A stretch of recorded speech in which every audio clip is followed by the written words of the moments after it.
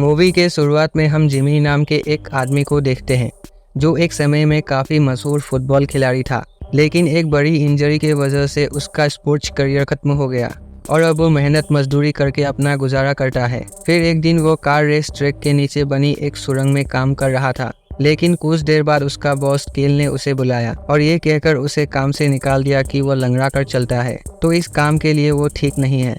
फिर ये सुनकर जिमी को बहुत दुख होता है। उसके बाद वो सीधे बॉबी नाम के एक औरत के घर पहुंचता है। असल में बॉबी जिमी की एक्स वाइफ है और हाल ही में उनका तलाक हो गया था और अब बॉबी ने मूडी नाम के एक अमीर आदमी से शादी कर लिया था और जिमी उसके यहाँ से अपनी बेटी सैडी को लेने आया था ताकि उसे एक ब्यूटी कॉन्टेस्ट की तैयारी पर ले जा सके। तभी जिमी को खबर मिलता है कि बॉबी और उसका पति मूडी जल्द ही यहाँ से लिंचबर्ग नाम की एक दूसरे शहर में शिफ्ट होने वाले हैं। फिर यह सुनकर वह बहुत दुखी हो गया क्योंकि ऐसे तो वह अपनी बेटी से बहुत दूर हो जाएगा। अब उसने भी अपनी बेटी के खातिर उसी शहर में जाकर रहने का डिसाइड किया, लेकिन उसके लिए तो बहुत सारे पैसों की जरूरत है। जब उसे कोई और रास्ता नहीं दिखाई दिया तो उसने रेस ट्रैक के नीचे मौजूद पैसों के लॉकर को लूटने का प्लान बनाया, जहां एक अलग ही ट्यूब सिस्टम था जिसके जरिए रेस ट्रैक के स्टॉल से पैसे सीधे लॉकर में भेजे जाते थे। लेकिन जिमी अकेले तो इस काम को अंजाम नहीं दे सकता था, इसीलिए वो अपने भाई क्लाइड के पास जाता है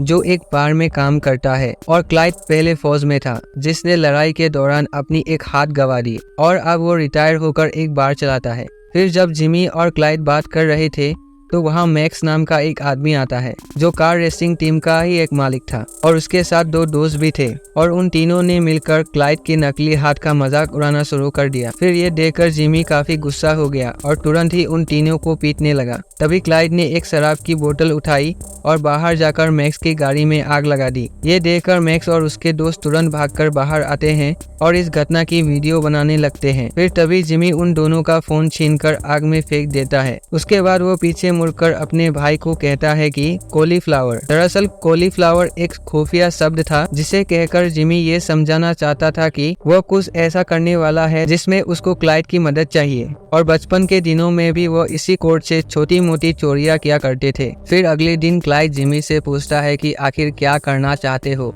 तब जिमी उसे बताता है कि वो कार रेस ट्रैक के नीचे मौजूद लॉकर से करोड़ों डॉलर चुराने का प्लान बना रहा है, लेकिन इतने पैसे चुराना आसान तो नहीं है, इसीलिए इस काम को करने के लिए उन्हें एक टीम की जरूरत है। तो सबसे पहले उन्होंने अपनी बहन मेली को अपने साथ शामिल किया, लेकिन उन तीनों में से किसी को भी लॉकर तोड़ना नहीं आता था, इसीलिए उन्होंने जो बैंक नाम के एक आदमी की मदद लेने का फैसला किया जिसने बड़ी सफाई से कई सारे लॉकर्स को लूटा है। खैर अब वो जेल में था, लेकिन जल्द ही उसकी सजा खत्म होने वाली थी। उसके बाद जिमी और क्लाइड ने उससे मिलकर उसे अपना प्लान समझाया, जिस पर जो ने कहा कि मैं तो जेल में हूँ, मैं कैसे मदद कर सकता हूँ। तब जिमी कहता है कि हम तुम्हें बस चोरी के लिए बाहर निकालेंगे और काम होने के बाद किसी को भी पता चलने से पहले हम तुम्हें वापस जेल पहुँचा देंगे। फिर जो इस काम के लिए मान जाता है और साथ ही अपने दो भाई सैम और फिश को भी टीम में शामिल करने के लिए कहता है जो इनकी काफी मदद कर सकते हैं, और जिमी उन दोनों को भी शामिल कर लेता है। उसके बाद प्लान के मुताबिक जो को बाहर निकालने के लिए क्लाइड ने जानबूझकर स्टोर में गाड़ी घुसा दिया और सजा के तौर पर उसी जेल में जा पहुंचा। उसके बाद सैम और फिश लॉकर में काम कर रही एक औरत को चकमा देकर रेस ट्रैक ट्यूब सिस्टम में ढेर सारा कॉकरोच डाल दिया ताकि उन्हें पता चल सके कि कौन सा ट्यूब पैसों तक जाती है। दूसरी ओर जब जिमी चोरी के लिए कुछ सामान इकट्ठा कर रहा था तब उसकी सिल्विया नाम की एक लड़की से मुलाकात होती है जो स्कूल टाइम में उसी के साथ पढ़ती थी और जिमी के चेहरे पर चोट के निशान देखकर सिल्विया ने उसे टिटेनस इंजेक्शन दिया।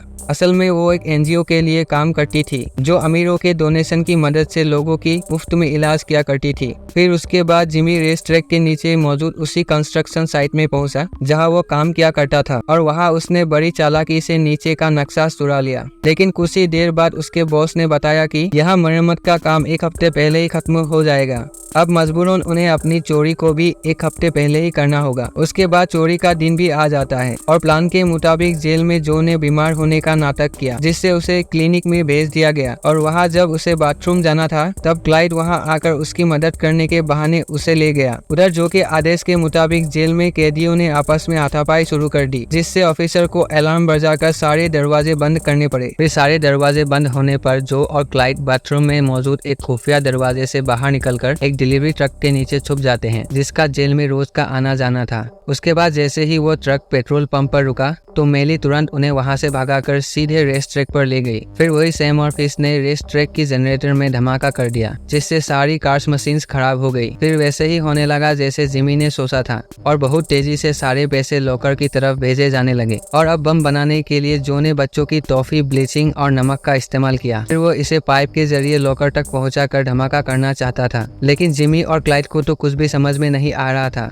कि कैसे टॉफी, ब्लीचिंग और नमक से बम बन सकता है। उसके बाद सबसे पहले जो ने उन दोनों को केमिकल के फॉर्मूले समझाए जिनसे धमाका किया जा सकता है। आखिरकार उसने डब्बा पाइप में डाल दिया, लेकिन वो लॉकर तक पहुंचकर ब्लास्ट हुआ ही नहीं, बल्कि वो तो तेजी से वापस आकर सीधे क्लाइड के छाती पर आ गिरा। असल में जो ने उसका ढक्कन काफी टाइट कर दिया था, इसलिए धमाका नहीं हुआ। फिर उसने ढक्कन को ढीला किया और वापस पाइप में डाल दिया, जिसके बाद वो लॉकर में पहुंचते ही जोरदार धमाका हुआ और पाइप का ढक्कन टूट गया। इसके बाद उन्होंने पाइप के शुरुआत में एक बहुत बड़ा वैक्यूम पंप लगा दिया, जिससे लॉकर के सारे पैसे पाइप के जरिए बाहर खींच सके। फिर धीरे धीरे उन्होंने सारे पैसे खींचकर थैली में भरना शुरू कर दिया, लेकिन धमाके की वजह से जो धुआं निकला था वो उड़कर उसी पाइप में से वापस उसी स्टॉल में जाने लगा। तभी 2 सिक्योरिटी गार्ड इसका पता लगाने के लिए नीचे आ गए। तभी इन्होंने देखा कि एक आदमी वहां पर सिगरेट फूंक रहा था और गार्ड उसे डांटकर वापस चले गए। असल में ये भी जिमी का ही बैठाया हुआ एक आदमी था। और उधर जिमी की टीम भी कचरों के थैलियों में सारे पैसे भर चुकी थी। उसके बाद सैम और फिश उन थैलियों को ट्रक में भरकर बाहर ले जा रही थी,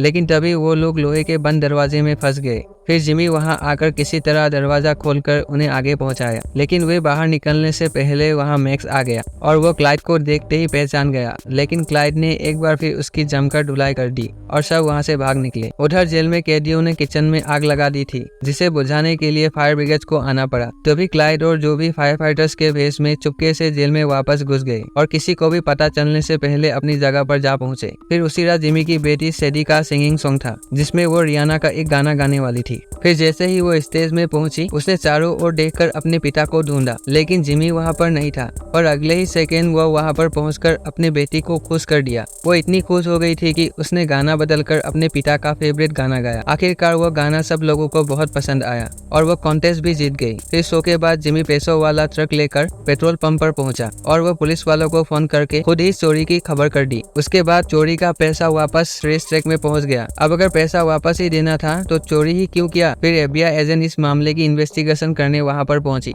लेकिन उनके हाथ कुछ भी नहीं लगा, क्योंकि रेस ट्रैक का ज्यादातर पैसा वापस आ गया था। इसीलिए उन्हें अपनी छानबीन बंद करनी पड़ी। लेकिन सारा नाम के एक FBI एजेंट को मैक्स ने बताया कि उसने उस दिन क्लाइड को रेस ट्रैक के नीचे देखा था, लेकिन सारा के पास क्लाइड, जिमी और जो के खिलाफ कोई भी सबूत नहीं था। तो क्या जिमी ने सारा पैसा वापस कर दिया था? नहीं, असल में ये सब जिमी के प्लान में ही शामिल था। और पेट्रोल पंप में जो ट्रक पुलिस वालों को मिला था, उसमें चोरी का सिर्फ आधा हिस्सा ही था। जब जो और उसके भाई लोहे के दरवाजे में फंस गए थे, तो पीछे से जिमी और क्लाइड ने अलग से थैलियों में पैसे भर लिया था और वो लोहे का दरवाजा भी जिमी ने ही मैग्नेट से बंद किया था। तब मेली भी वहां आकर काफी पैसों से भरा बैग निकाल लिया था। इसके बाद उन्होंने सारे थैलियों में ट्रैकर्स डाल दिया था ताकि वो बाद में उसे ढूंढ सके। आखिरकार जब मामला शांत हुआ तो उन्होंने ट्रैकर्स के जरिए कचरों के ढेर में जाकर अपने पैसों के थैलियों को ढूंढ निकाला। उसके बाद जिमी ने सारे पैसे बराबर हिस्सों में बांट दिया। फिर जब जो जेल से सजा काट कर लौटा तो उसे अपने गार्डन में पैसों से भरा हुआ बैग दबे हुए मिले और सिल्विया को भी NGO के लिए ढेर सारा पैसा मिला। लेकिन वो समझ गई थी कि ये जरूर जिमी की तरफ से ही है। उधर जिसने जेल में लड़ाई शुरू की थी, उसे भी लिफाफे में बहुत सारे पैसे मिले और वही लॉकर में काम करने वाली औरत को भी केक का डब्बा भरकर पैसा मिला। उसके बाद जिमी भी उसी शहर में काम करने लगा जहाँ उसकी पत्नी सैडी को ले गई थी। वही जिमी और सिल्विया ने भी आपस में शादी कर ली थी और इसी के साथ ये मूवी यहीं पर खत्म हो जाती है।